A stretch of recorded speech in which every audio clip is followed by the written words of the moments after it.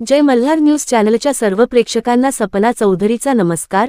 नंदुरबार जिल्ह्यातील ग्रामीण भागातील नागरिकांना हक्काचे घर मिळावे यासाठी 1,29,000 घरकुलांना मंजुरी दिली, परंतु वेळेवर निधी मिळत नसल्याने घरकुलाचे काम अर्धवट अवस्थेत, तांत्रिक अडचणीमुळे निधी लाभार्थ्यांच्या खात्यात जमा होत नाही अशी माहिती जिल्हा परिषद प्रशासनाकडून देण्यात आली आहे। नंदुरबार जिल्ह्यातील गोरगरीब कुटुंबांना हक्काचे घर मिळावे यासाठी पंतप्रधान आवास योजना आणि रमाई आवास योजना राबवली जात आहे। मात्र घरकुल मंजूर असतानाही अनेक लाभार्थ्यांना घर बांधण्यासाठी शासनाकडून निधी उपलब्ध होत नसल्याच्या तक्रारी समोर येत आहेत। मात्र शासनाच्या तांत्रिक अडचणीमुळे लाभार्थ्यांना निधी मिळत नसल्याचे जिल्हा परिषद प्रशासनाकडून सांगण्यात येत आहे। जिल्ह्यात 2024 ते 25 आणि 2025 ते 26 मध्ये 1,29,000 घरकुल मंजूर आहेत। यांपैकी 95% घरकुल लाभार्थ्यांना पहिला हप्ता दिला आहे, तर दुसरा हप्ता 346 घरकुलच्या लाभार्थ्यांना दिला आहे। 79% घरांचे काम प्रगतीपथावर सुरू आहेत।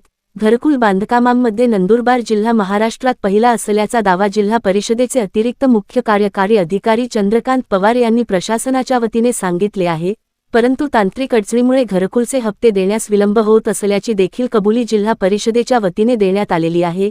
एकीकडे शासनाकडून लाभार्थ्यांना घरकुल दिले जात आहे, तर दुसरीकडे वेळेवर घरकुल तयार करण्यासाठी निधी लाभार्थ्यांना मिळत नसल्याने लाभार्थ्यांच्या घरकुलाचे काम अर्धवट अवस्थेत आहेत।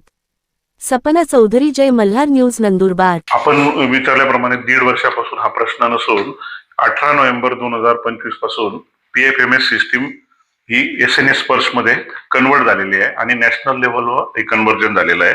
आणि ह्या सिस्टीमला सुरुवातीला टेक्निकल इश्यूज बरेच येत आहेत, त्याच्यामुळे आम्ही जरी घरकुलांचे हप्ते पहिला, दुसरा किंवा तिसरा किंवा शेवटचा हप्ता याला FTO जनरेट करत आहोत आणि संबंधित लाभार्थ्याच्या खात्यात पैसे सोडवण्यासाठी DSC लावत आहोत तालुका स्तराच्या BDO स्तरावरून, तरी सुद्धा ते पैसे प्रत्यक्षात त्यांच्या खात्यामध्ये जमा व्हायला या सिस्टीम मध्ये प्रॉब्लेम येतोय। ही ऑटो सिस्टीम आहे, NIC कडनं ती सॉल्व्ह केली जाते।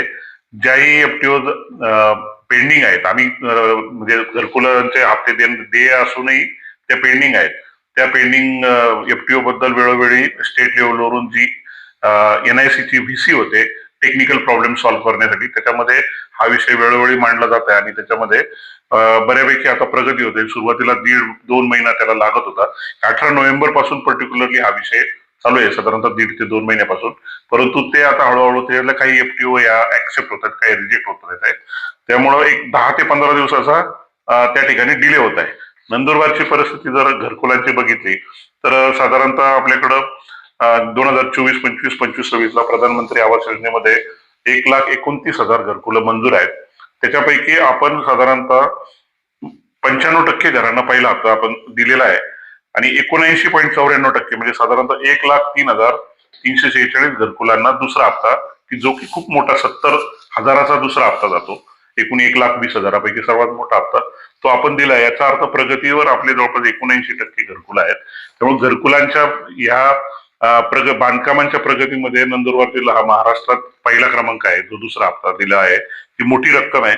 आपण जर पहिला हप्ता 15,000 रुपये, दुसरा हप्ता 70,000 रुपये, तिसरा हप्ता 30,000 रुपये आणि चौथा हप्ता 5,000 रुपये याप्रमाणे आपण हप्ते देतो।